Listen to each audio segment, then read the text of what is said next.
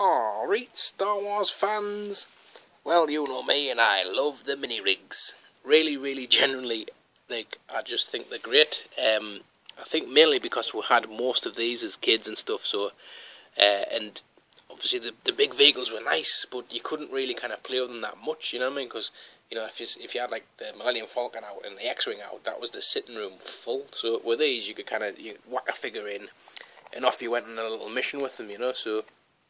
I think that's why, for me, these really work. I know, obviously, they weren't in the film and stuff like that, but then again, half of the characters and toys I had, I didn't even know who the hell they were anyway, so, you know, it was more just that you just played the game and this was the vehicles you used.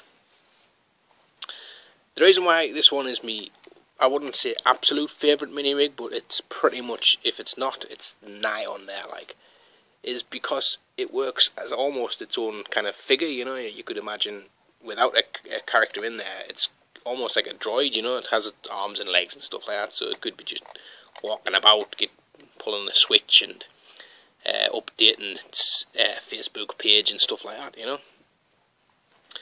Admittedly, this is not the best representation of this toy. It is somewhat discoloured and things like that, but I don't really care. I still think it's great. I'm happy to have this one in my collection, just to kind of feel it and touch it and do all of the things like So I'll go over this and show you some of the features. Not like you probably aren't aware of them, but I'll do it in my style. So we'll use the B-wing pilot as the sort of the crash test dummy, as he looks a bit sort of dumb, doesn't he? Really, a bit sort of wide-eyed and innocent looking. So in the pictures, it pretty much shows you this with Bosk here. There's that's his ship, and I guess it does somewhat resemble him with the kind of long arms. And I think if you licked his feet, he probably would stick to a window. Not the figure, but just Bosk himself. And he fits in there fairly snugly. If you know, align his arms up nicely, he fits in there quite good. Almost a bit like somebody, if they were stood in a wheelie bin, would look like. He's got a little lid there, goes over his head, so I guess you could make this go into space, underwater, all those type of things. Nice oscillating gun on the front, with a little kind of satellite dish on the top of it, so you can tune it into sort of Radio 7.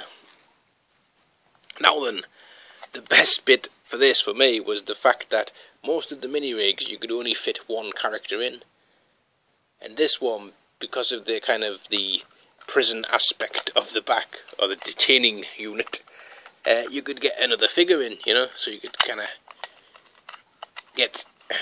try and do this one-handed, put the B-wing pilot in there, wedge him in, and then off it goes, you know. So obviously, you know, it's a bit of a shame if he's captured his person and he goes into space to take them wherever they end up, and then get there and realise, oh hell, they've died. But nonetheless, I suppose if it's only for the body rights or whatever, then he's alright. I did always kind of wonder why this bit jutted out on there, and the fact that, like, if you put them in there, they can kind of just pull that themselves, you know, and climb out. So I always kind of thought it would be a bit better to put them in that way, and then that way they're pretty much screwed, and that bit kind of sticks right in their lower back, which would be incredibly uncomfortable during transportation.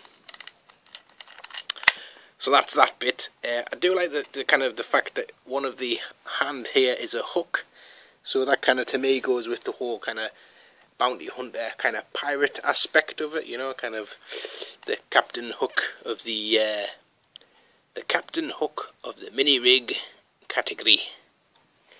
And finally, I suppose to finish this one off, the other thing that I like was the big blaster sort of sticker on the bottom. I always thought that looked really cool. So there you go, that's that mini rig, which name I can't think of, but I will put it in the description, and I'm pretty sure most of you Star Wars fans will be well aware of what it is anyway. So thanks for watching, guys, and I'll catch you all later on.